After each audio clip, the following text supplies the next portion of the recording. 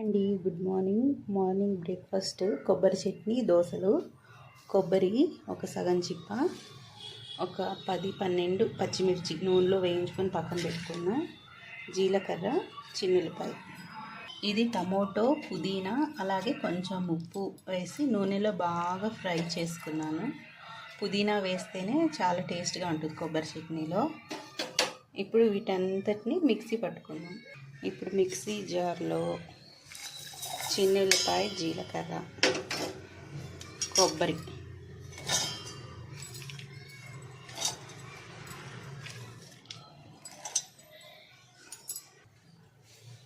మొత్తం మిక్సీ జార్కి వేసుకున్నాను. ఇందులో కొంచెం వాటర్ యాడ్ చేసుకొని మెత్తగా పేస్ట్ చేసుకోవాలి.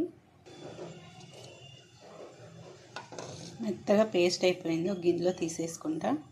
పచ్చడి ఇలా తాలింపు వేసుకోవాలి.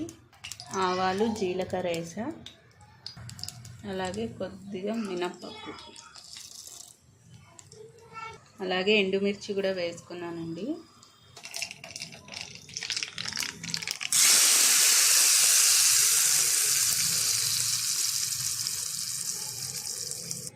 కొబ్బరి చట్నీ రెడీ అయిపోయిందండి. ఇప్పుడు దోశలు రెడీ చేసేసుకున్నాం. మా ఇంట్లో కొబ్బరి చట్నీ కంపల్సరీ పుదీనా యాడ్ చేస్తాము. మేము ఎక్కువ గారెల్లో తింటామన్నమాట కొబ్బరి చట్నీ. ఈరోజు వైకుంఠ ఏకాదశి కదా, పొద్దున్నే మా ఇంట్లో పూజ అయిపోయింది. సో ఎందుకు పల్లి చట్నీ చేయడం అనేసి నేను ఇంకా కొబ్బరి చట్నీ చేశాను. దోశ పిండి అండి, ఇందులో ఉప్పు, సోడా పొడి వేసి కలిపి పక్కన పెట్టేసుకున్నా.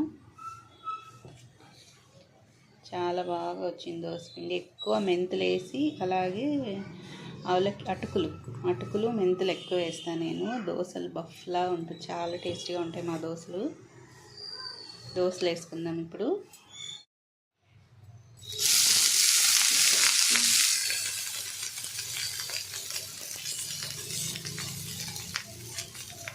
చిన్న చిన్న ఊతప్పాలు వేస్తానండి, దోశ వద్దు.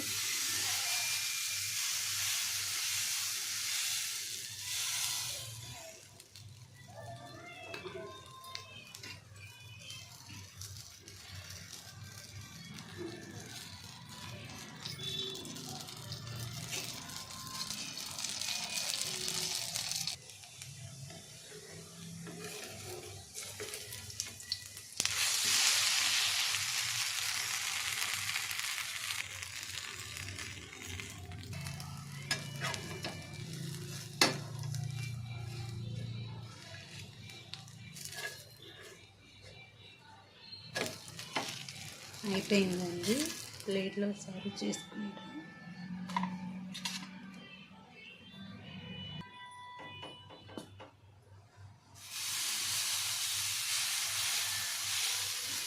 మా అబ్బాయికి ఇలా ఉత్తప్పం అంటేనే ఇష్టము. మా చిన్నోడి కోసం వేస్తున్నా.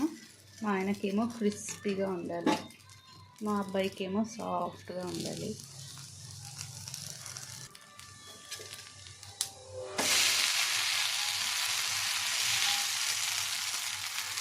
మార్నింగ్ బ్రేక్ఫాస్ట్ రెడీ అయిపోయిందండి. ఇది ఆలు టమోటో కర్రీ చేశాను ఆల్రెడీ.